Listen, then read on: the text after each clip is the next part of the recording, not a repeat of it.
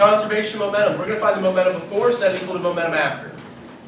Before the collision, we have a bullet that's 15 grams. We want it in kilograms. SI units for mass is kilograms. So 15 grams, we convert to kilograms. We move the decimal 3 places. That is 0.015 kilograms. So that's the mass of the bullet. Traveling initially at 220 meters per second, pretty fast. It embeds itself in a wooden block. It's 2.1 kilograms initially pressed. So we've got the mass times velocity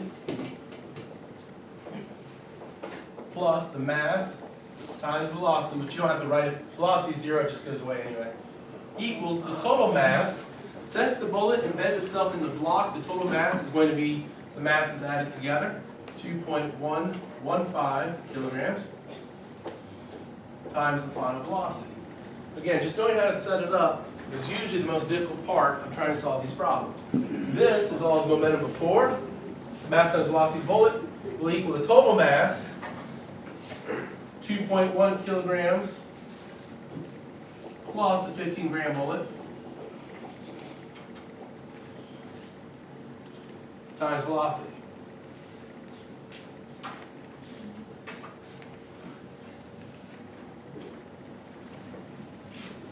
So 3.3 kilogram meter per second is the momentum.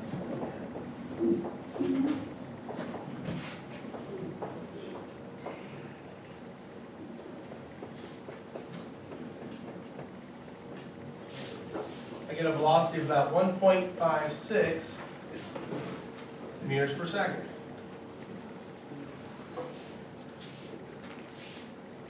All right, so that's what we did for part A. Everybody with me for part A so far? Questions? No? Good? Yes? All right, good. Now, if the block and bullet are both moving with this velocity of 1.56 meters per second, what kind of energy does it have if it's moving? It has kinetic energy. And find out how high up it swings, that kinetic energy is being converted to what type of energy? Potential. So now, this is an example where you can say the kinetic energy becomes gravitational potential energy. So, we now have 1/2 mv squared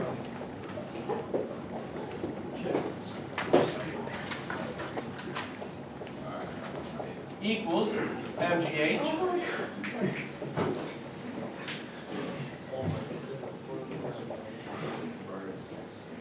And you can see we have the same mass on both sides of the equation.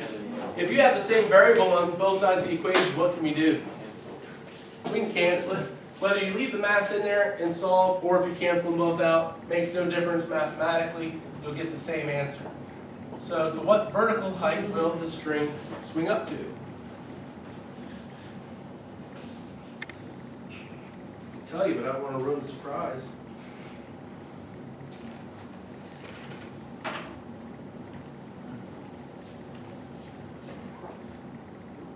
I will anyway. 0.12 meters. So it swings up about 12 centimeters. And that was part B. But if you wanted the fun to continue, you could actually solve a lot more. For instance, that string hangs down a certain distance. Well, when it swings up a certain distance, where this is that 12 centimeters, you could make a right triangle and figure out the angle that it swings from the vertical. You could even have the string snap at that moment and have a projectile problem. And then slam into a mass and have a conservation of momentum problem. You see how much fun this can be. All right. That's probably enough for today. But for tomorrow, one thing that will help is if you guys can remember to bring your Chromebooks. We're going to do more conservation of momentum, but it's going to be a simulation that you might have used before, the University of Colorado site. We're going to use that to help us answer questions together so that you can solve these and get a better idea of how to do them. And that is all I have for today.